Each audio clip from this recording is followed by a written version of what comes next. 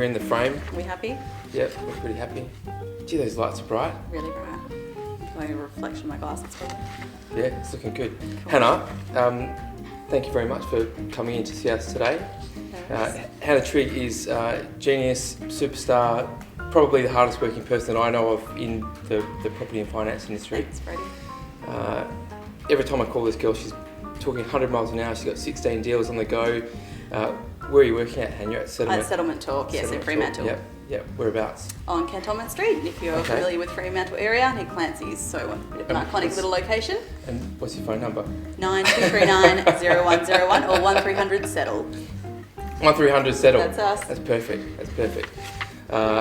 So I wanted to get Hannah in here to run through some of the finer points of property settlement, because it's an area where I find that, like, even myself, I mean, we've done hundreds and hundreds of transactions, and I'm still a little bit unsure about exactly what goes on. And there's always lots of changes as well every time that you do transact in property. So many things can change. Yeah, and similar to banking, a lot of the clients that we deal with, they've already done the research online. Yes. Okay, and I say this respectfully to everybody who's a learner and who is self-educating. Often I find that they've headed down the wrong path. Yes. So do you find the same thing? Yeah, as well? definitely. So when you Google things, it's a worldwide, so it can bring up a lot of different websites that may not be relevant to the WA market, which we find sometimes can be confusing, because every state in WA has different rules and regulations of how they transact in property and what contractual obligations are. And you've got someone giving you laws from California.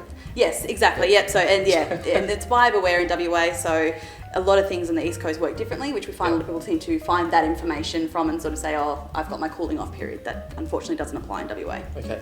So no cooling off period in WA. No. So what is that law?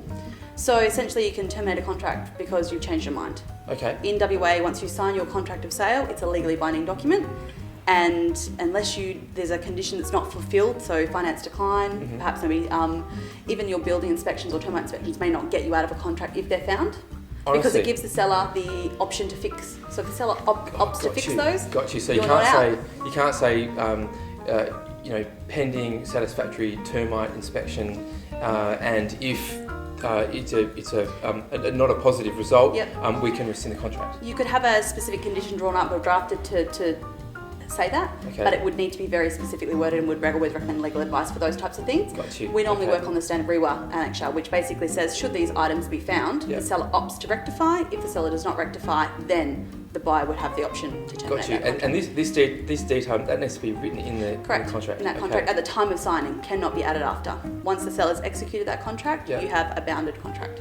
We're going to come back to this because that's a critical part of what it is that we're doing. I always say to my clients, 9 times out of 10, we have a pre-approval in place. Which I'm going to go through the spreadsheet that we give to our clients before they go shopping. But I always say, guys, before you make an offer, give me a call. I don't mind if it's a Sunday. I don't mind if it's a Monday at 10 o'clock at night, and you're considering what to do. Give us a call, which leads me to the important thing for us, which is the finance clause. Yes. So what information or advice would you give to someone who wants to enact that finance clause? How would you word that so that they can get their deposit back if they can't get finance? So there is a box on that on most contracts. On most contracts there is, and if you are getting any percent of finance, even 1%, do not sign a cash offer. Ensure that finance box is ticked, filled out, and being correct. So that is basically ensure that you state who your lender is. Yeah. I'm not the lender. It can't be the broker. Exactly. And that's one thing we find a lot of people do is they just put, Brodie Brown Finance. Yeah. Well, it's not. Try and narrow down who your lender's going to be. Okay. And also the percent of your loan. So it can be a percent or it can be a dollar figure. How does that change things? So essentially, if you were to get a finance decline and you've put you want to finance 400,000, your finance decline is for 500,000 because maybe you want to do some renos. That's not contractually applicable there. So honestly, essentially, so the decline has to be specific to the percentage that you're borrowing. Noted on that contract. So if you flip over to the page of the contract, the back page, it'll have all your conditions on there, and that is the amount noted in that box from the lender noted in that box. Wow.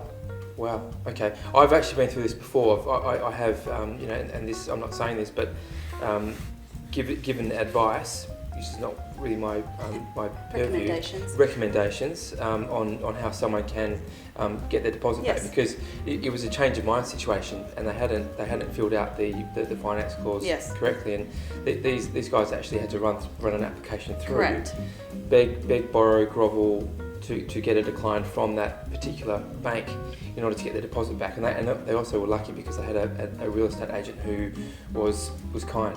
But they're not always like that, are they? No, they're not. And what a lot of people don't realise is that the contract actually states you have to keep the seller informed. They can ask for copies of your application forms. Is that right? So that's one thing we need a lot of people to be mindful of when they are signing that and they are sort of have a change of mind situation. You need to be sure before signing a contract. Do a lot of that research before speak, and have a great relationship with your mortgage broker and also your settlement agent, just to ensure that you know what your contractual obligations can be. It is fraught with loopholes, isn't it? Now, and speaking with you more, I mean, I've been doing this for years.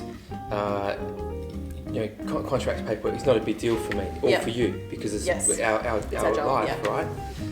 But for an ordinary person who might be have a specific profession, they're not dealing with contracts necessarily every day, and understand, well, look, there isn't anything to be concerned with or afraid of, providing that you're completing it in the right way. Correct. Completing it correctly. And one final point is that for that finance clause to apply, the decline has to come from that bank. Correct. Okay, so if it's from Macquarie, you have to have a decline from Macquarie if you stand any chance of getting your deposit back. That's correct, yes. It can't be on sort of, brokerage letterhead or a simple email or anything like that. It does need to basically say you've submitted an application and from this lender, and that you don't meet the criteria or whatever the decline may be for. Gotcha. So when you sign the contract of sale, you're going ahead. Yes. You are going ahead. Yeah, so you've opted to purchase that property and you will be bound by your obligations under that contract. Yeah.